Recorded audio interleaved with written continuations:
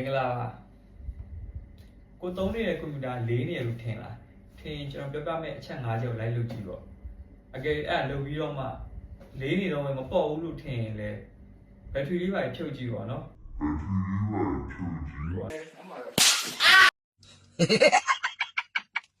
အဲ့ကြတော့နည်းနည်းဝေလေးပါတယ်နည်းနည်းပေါ့အောင်ပါပေါ့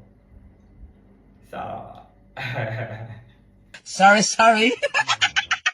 အဲ့ဒါပထမဆုံးကဘာလို့လဲသိလားကွန်ပျူတာဖွင့်တာဖို့လိုတာကျွန်တော်လည်းဖွင့်နိုင်ပါမယ်နံပါတ်1ကတော့ကွန်ပျူတာ power ခလုံးနှိပ်လိုက်လို့ Windows ပေါ်ရောက်ပြီးဆိုတာနဲ့ကိုယ်လည်းမဖွင့်ထားခိုင်းပဲအခုလိုမျိုး auto run နေတဲ့ app တွေကို disable လုပ်ပြီးတော့ပြန်ပိတ်ပါမယ်ဒီနေရာမှာတစ်ခုကောင်းတာကကွန်ပျူတာဖွင့်ပြီးဆိုတာနဲ့ကိုယ်အမြဲသုံးတဲ့ app တွေကိုပွင့်စေချင်တဲ့ application တွေကို enable လုပ်ပြီးဖွင့်ခိုင်းလို့ရပါတယ်ဘယ်လိုလုပ်ရမလဲဆိုတော့ဒီ video ရဲ့အတိုင်းလေးပဲဒီအောက်ဘားတန်းလေးလွတ်တဲ့နေရာလေးကို right click ထောက်လိုက်ပြီးရင်အောက်မှာ task manager ဆိုတာရှိတယ်အဲ့ဒါလေးကိုရွေးပေးလိုက် task manager ပွင့်လာပြီအဲကြရင်ဒီမှာ zoom လေးချဲ့လိုက်ပါ okay အဲ့ထဲရောက်ပြီဆိုဘယ်ဘက်ချမ်းမှာ status ဆိုတာလေးရှိရဗျအဲ့လေးကိုရွေးပေးလိုက်ပါပြီးရင်အဲ့ထဲမှာခုနကတော့ app တွေတစ်ခုချင်းစီရှိတယ်အဲ့ဒါမှကိုမလို့ခြင်းတဲ့ဟာလေးကို right click ထောက်မယ်ဟိုမှာ disable ဆိုတာရှိရရွေးပေးလိုက်လို့ရပါတယ်အကယ်၍ကိုပွင့်စီခြင်းတဲ့ app တွေရှိရဆိုရင်လေခုနကအတိုင်းလေးပဲ enable ဆိုတာရွေးပေးလိုက်ရပါပြီနံပါတ်2ကတော့ကျွန်တော်တို့မသိလိုက်ပဲ memory RAM ကိုအများကြီးသုံးနေမိတဲ့ပြဿနာပေါ့နော်ဒါကဘာလဲဆိုတော့အခု Chrome သုံးနေတဲ့အချိန်မှာဒီလိုမျိုး tab တွေအများကြီးဖွင့်ပြီးတော့ run လာတာပေါ့နော်ကိုလည်းတကယ်သုံးပြတာနည်းနည်းလေးအဲ့လို tab တွေ4 50ခု15ခုလောက်ဖွင့်လာလို့ရှိရင် memory RAM ကိုအရန်ခိုင်းစီတာဖြစ်တဲ့အတွက်မလိုအပ်ပဲနဲ့ tab တွေအများကြီးမဖွင့်တာပါနဲ့အကယ်၍ကိုသုံးချင်တာသုံးပြီးသွားရင်လေ tab တွေကိုပြန်ပိတ်ပေးပါ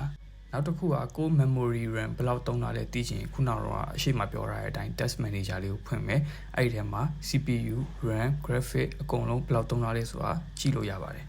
နံပါတ်3ကတော့အခုလိုမျိုး app တွေအများကြီးကိုဖွင့်ထားတာက background မှာ CPU တွေ RAM တွေကိုခိုင်းစေထားတာနဲ့အတူတူပါပဲအဲ့လိုလုပ်ခြင်းအပြင်ကိုယ့်ရဲ့ကွန်ပျူတာကို delay ဖြစ်စေပါတယ်ဒါကြောင့်မလိုအပ်တဲ့ app တွေ application တွေကိုပိတ်ထားဖို့လိုအပ်ပါတယ်ခင်ဗျာနံပါတ်4ကတော့ကျွန်တော်တို့ရဲ့ window ဘိုင်းဖြစ်တဲ့ဒီ C column မှာ storage space တွေအရင်နည်းနေတာကမိမိရဲ့ကွန်ပျူတာကို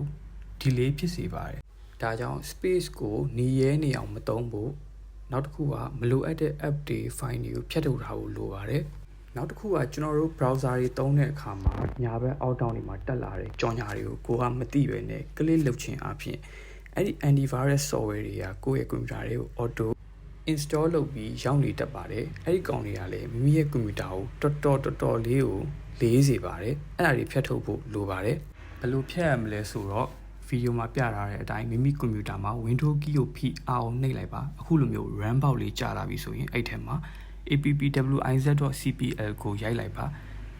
ဒါဆိုရင်ဒီလိုမျိုး box ကြီးကြာလာပါမယ်အဲ့ထဲမှာခုနကတော့ auto ဝင်နေတဲ့ antivirus software တွေဒါမှမဟုတ်ကိုမသုံးဖြစ်တော့တဲ့ software တွေကို uninstall လုပ်လို့ရပါတယ်ဘယ်လိုလုပ်ကြမလဲဆိုတော့ကိုလုံးမဲ့ software ကိုထောက်လိုက် right click ထောက်လိုက်အဲ့မှာ uninstall ဆိုတာကိုပေါ်လာနေမယ်အဲ့ဒါလေးကိုနှိပ်လိုက်လို့ရှိရင်သူကဖြတ်သွားပေးမှာဖြစ်ပါတယ်နောက်ဆုံးတစ်ခုကတော့ကျွန်တော်တို့မြန်မာနိုင်ငံတို့ထိုင်းနိုင်ငံတို့လိုရာသီဥတုအရန်ပူပြင်းတဲ့နိုင်ငံတွေမှာနေကင်းနေ့လေကွန်ပျူတာသုံးမယ်ဆိုရင်ကိုယ့်ရဲ့ကွန်ပျူတာ hardware device ကိုညှတာသောအပြင်လေဝင်လေထွက်ကောင်းမဲ့နေရာ laptop တွေဆိုရင်လည်းအောက်ကနေပြီးတော့ cooling fan